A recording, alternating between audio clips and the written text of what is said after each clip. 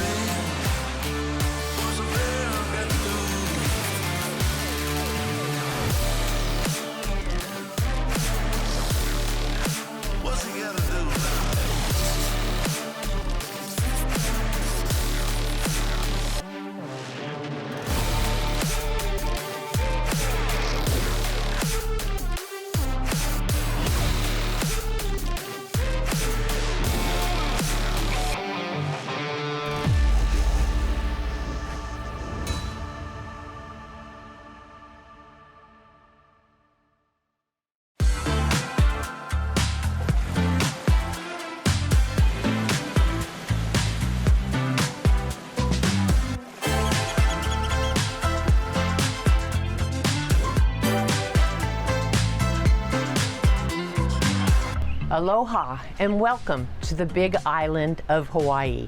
I'm Eileen Lacerte, real estate broker, and today your host on selling the Big Island of Hawaii.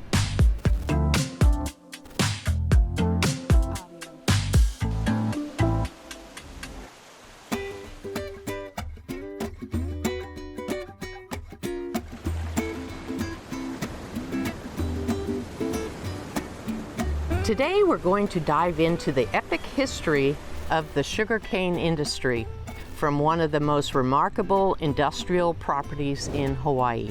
During the 1930s, there were 15 sugar processing mills on the Big Island of Hawaii. The Papaikou sugar mill was one such mill. This land is legendary, not just for its beauty, but for the profound impact it has had on its people, the economy, and the very landscape of Hawaii.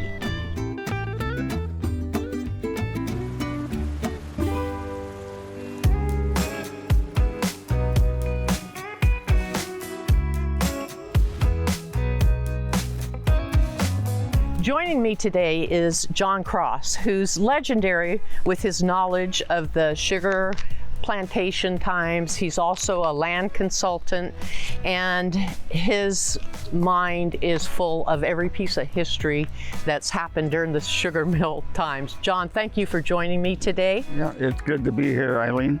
Tell us what you know about this particular plantation. This is the former mill site of the Onamea sugar plantation.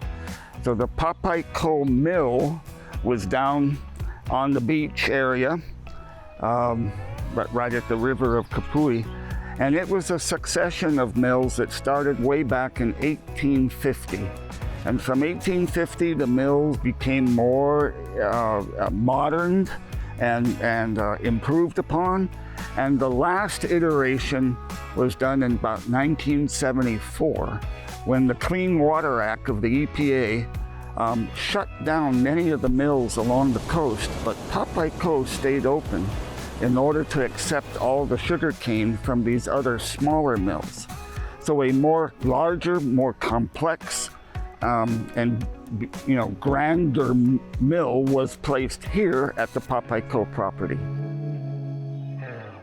Onamea was the first mill, but that got shut down and replaced by this modern mill here on this property.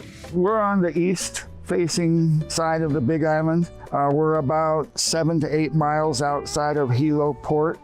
This is Papaikou, some 14,000 acres of land that was awarded to the great-grandson of King Kekaulike of Maui. In time, it was broken up and sold in sections and acquired by the plantations or individuals. If you're going to talk about sugarcane first starting, it's going to come over in the canoes, because it came over with the Polynesian discoverers. And there were many varieties of cane that they brought up got red stripes or green stripes. It's really beautiful. When, Captain Cook discovered the place and came Vancouver after that, they saw that the Hawaiians had large stands of cane. In Captain Cook's diary, it says it makes a rather palatable beer. 1847 was when the first plantation started, and that's when Lum Jo, or Aiko, the Hawaiians called him, and that I think that's kind of ironic. His name, I is eat and ko is cane, so they called Lum Jo Aiko. He eat cane all the time. His big meal, but the Chinese sugar masters were brought in by the Hawaiian kingdom to develop the industry. The Haole growers weren't even here yet. So the sugar masters from China started the whole place. It was a trade secret to make granulated sugar. If any Chinese man was found to share the secret of making granulated sugar, he was fined $300. I'd say 1867, 1868 is when you're going to see plantations started showing up. Each island probably had about 10 to 15 mills. And cane has been here since at least the 1860s.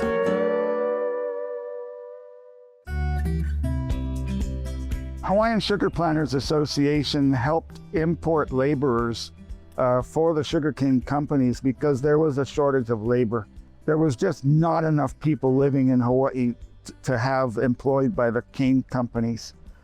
So they went outside to find laborers. The first ones were the Chinese laborers, 1850, late 50s, 1860s. Then you'd have the Japanese, Europeans, Germans, Portuguese, Russians, a few Russian. The last ones to come were the Filipinos. And so all of these ethnicities came in. If you look at some of our camps around the plantation, they might have ethnic names. Spanish camp, Portuguese camp, Hawaiian camp, Pake camp. And you'll see that on the maps, that they'll be printed up as such. Some of my workers would tell me that they would have very heated basketball and baseball games between the camps. And when they had these sports events, it was very well fought. When the plantations were first starting, or up until about the 1940s, it was all hand labor.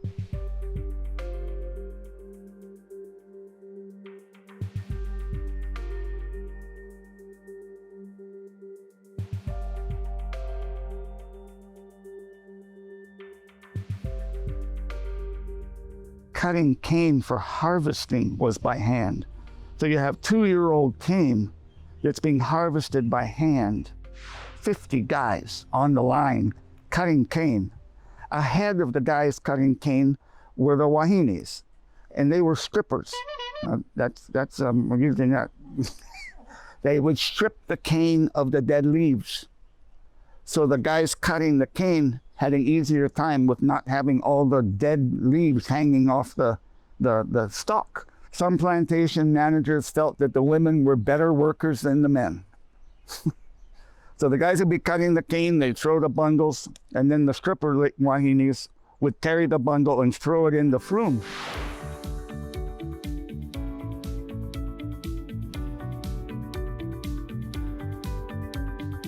At Onamea was one of the plantations that had some of the most spectacular high flumes in the state.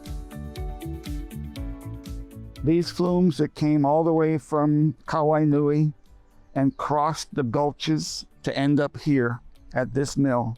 These trestles were hundreds of feet tall, hundreds of feet wide, all built by hand. And I didn't see any safety straps on them, and there they are, all on top of that trestle, pounding nails and pounding boards. And what a magnificent structure they built. One flume could be miles long.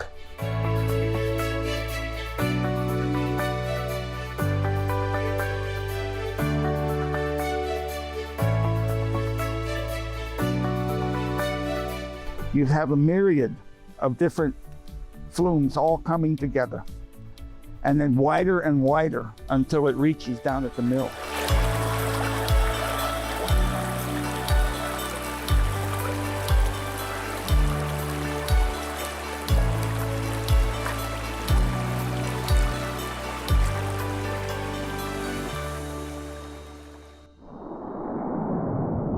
Mechanical harvesting, you get in there with these big cranes or push rakes, and you wanted to burn off all of that trash.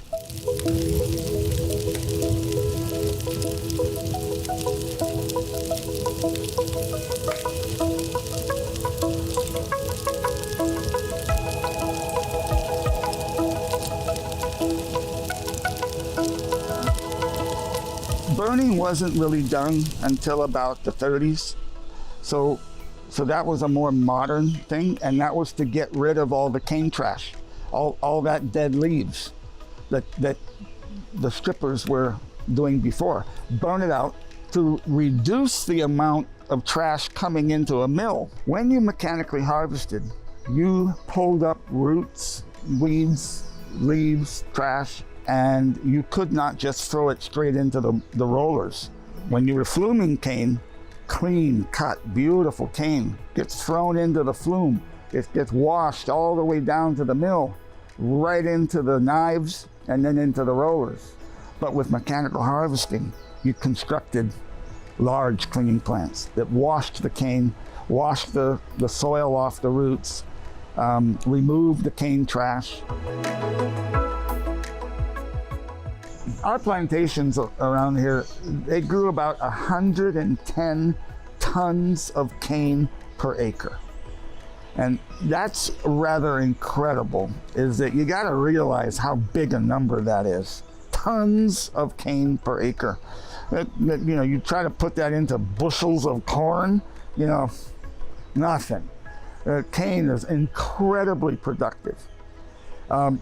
The more sun you gave cane, the more sugar you got. 100 tons of cane per acre. If you had a really sunny 2 years, you might get 12 tons of sugar out of it. A little bit more rain, maybe 10 tons. So the ratio, 10 to 1.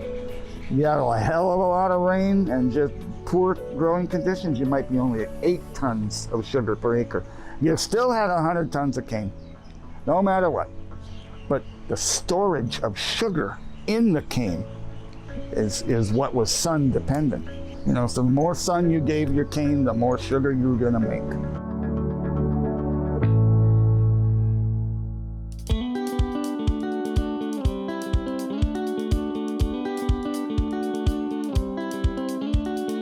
John, what is this contraption behind us?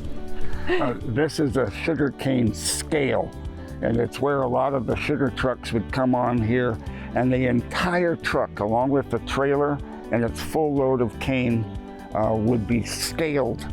And then off the scale, it would go to the unloading plant down below here and thrown into the cane pit for processing down at the crushing plant of the mill. And then how did it get from they dump it into the trucks dump it into the cane pit, and then how does it get out of the cane pit and go to the next place?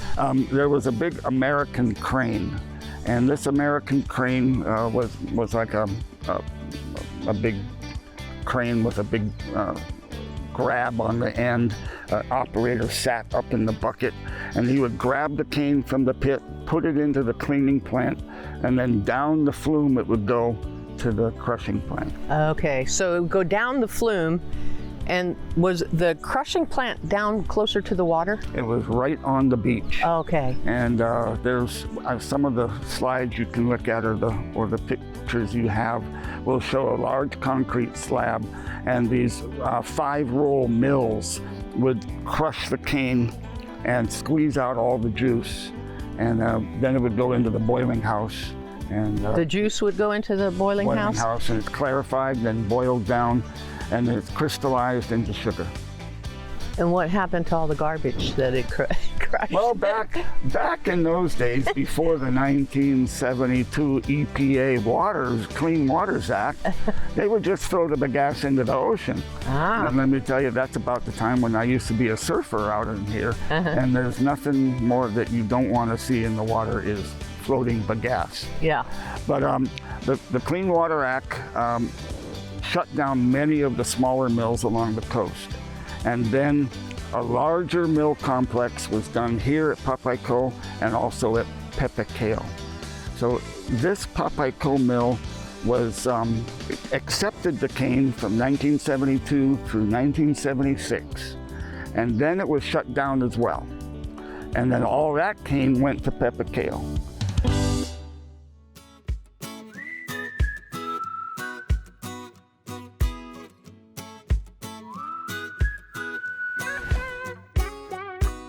This mill was in constant use from about 1850 until 1976. And as 76 is when it closed down, right? It closed down, and since 76, it just started falling apart, just rusting and turning decaying everywhere. Right, with the jungle taking over.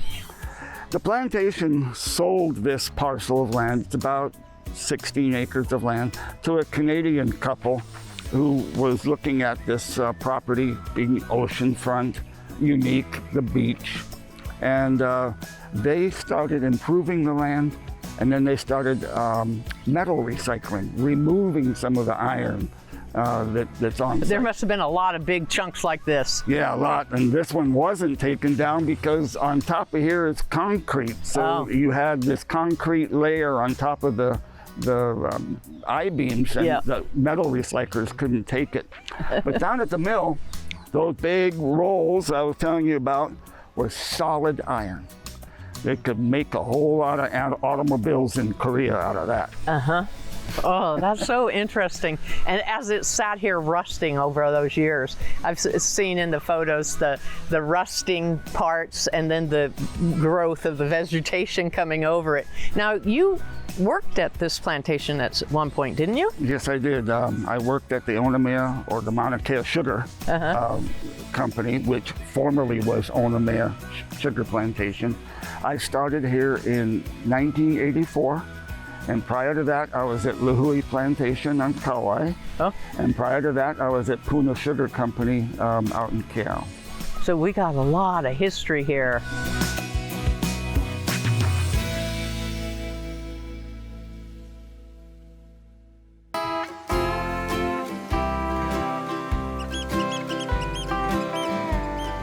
I've been part of the custodian of records, is what it's called, at the Papaikou archives. And I keep track of all of the old photographs, the old documents, the palapalas, the maps that go back to the 1850s. These are the originals. I know. The original manuscripts. I've been in his office. It's so amazing. He takes out records and shows me where the king actually, King Kamehameha, actually signed documents. It's just amazing. Yeah, we have documents that are from the Mahele, and King Kamehameha III, the fourth, all the way up to Kalakaua, Liliuokalani. And isn't it something, we even then have the signatures of Sanford B. Dole, who overthrew the kingdom. The archives at Papaikou show a history of land tenure in the state of Hawaii. Oh, that's so fascinating. And is that open to the public at all, or do they make appointments? By appointment. By appointment, yeah. Yeah, and we do have a project of scanning the maps and palapalas that could be available for sale, because there are a lot of people out there that love old maps and stare at them and look at all these little features on it that was 150 years ago. And many of your old photos you've loaned us to be in this series here. Some of the ones, they just crack me up. They're the real old ones, of the Flume, but the baseball players and all that. All those pictures are. Alexander Cartwright, the father of modern baseball, was an investor with Samuel Damon. And they bought land and sold land, and the plantation bought land from Alexander Cartwright. And baseball aficionados would love to have his actual signature on a document. Yeah, that's fascinating. I spent a year learning the lay of this land, so to speak. I've walked every inch of these 38 acres many times. I listed the property for sale for the owner, and by that time, the property owned my soul. I tried to save as much of the history as I could to be passed on to whoever the new owner would be. With the help of John Cross, I scoured old maps, photographs, and old documents. There were meticulous notes and documentation by the couple that owned this property for the last 20 years. There were records of over 10,000 different plantings.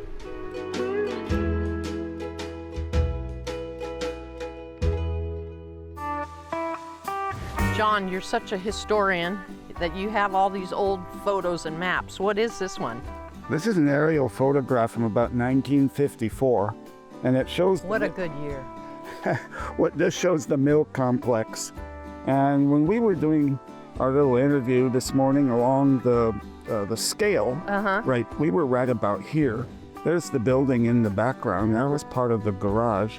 And I talked about the cane pit. Yeah. And that's that round structure there that then loaded the cane into a flume and all the way down to the crushing plant.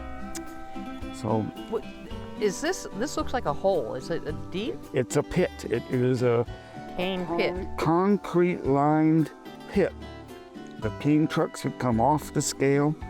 They'd go down here. They would throw the cane over this wall here or that wall into the pit. The crane would pick it up, put it in the cleaning plant, and then water would flume it all the way down to the crushing plant.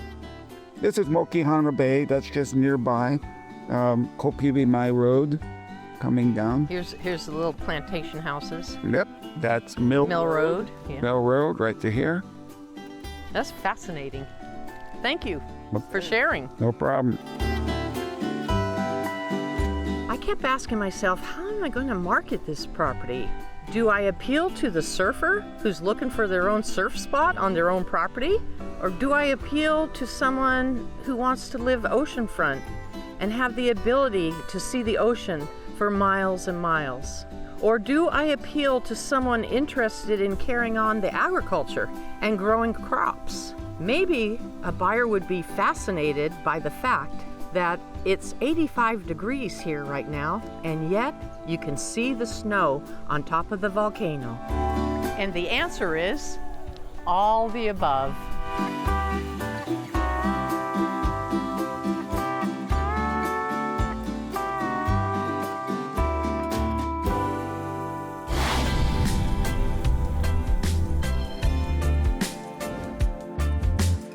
Fast forward to today, I want to introduce you to the new owner of this beautiful property, Brian Clark.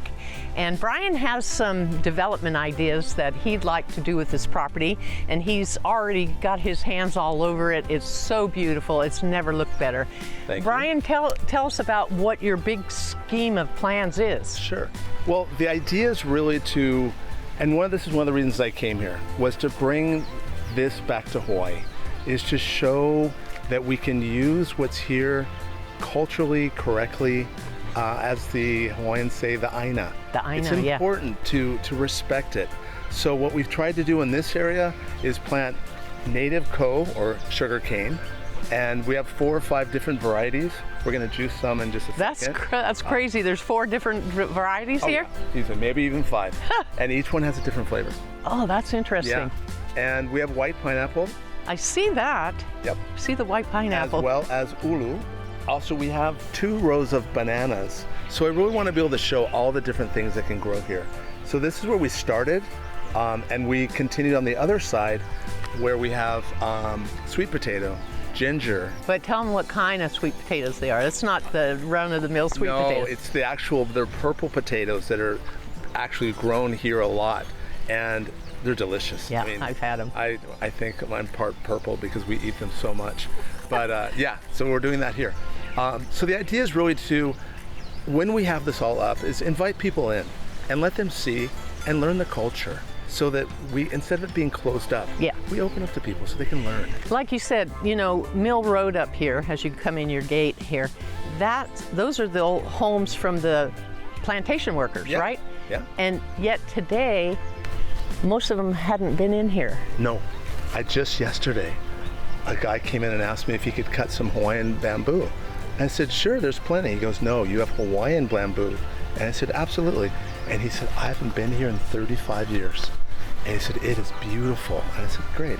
My grandparents grew up here, and now I'm able to come back. And they loved it. Yeah. Absolutely loved it. It's kind of been shut out, but now that it's restored like this, the locals are coming back in and saying things like, oh, I used to swim here when I was a kid. I used to surf here when I was a kid. And they bring their kids. Yes. So now it's a family beach. Yeah. Where you get families with their little wagons with their kids in. And we've cleaned the trail, so it's really easy to get down to the beach, and it's beautiful. So what are we going to do here? I see Jesse's standing here. We have Jesse, and Jesse actually grew up on Mill Road. Hi, Jesse. Hello, Jose. Hello. Surfed here, played here, and we've met 2 or 3 years ago. And actually, the greatest story is that he brings his kids here now to do what he used to do, which is the whole idea. We're going to actually cut some sugarcane, which he's done, some and we're going to juice it, and we can all taste it because it's fresh. You'd be surprised how much juice comes out of it. Yeah. So I've never seen this done before. I'm really excited about it. Let's get it going. Okay. Watch your fingers. I never have seen that before, and I had no idea that much moisture. Comes out. It's amazing, isn't it? Uh-huh.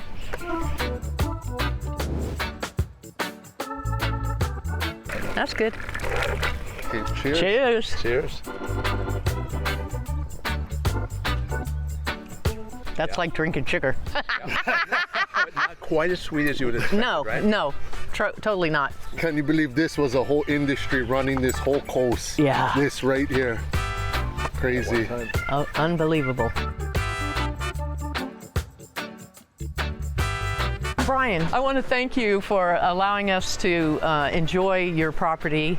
It's so special, and I hope that our viewers really enjoyed the tour and the history of the sugarcane.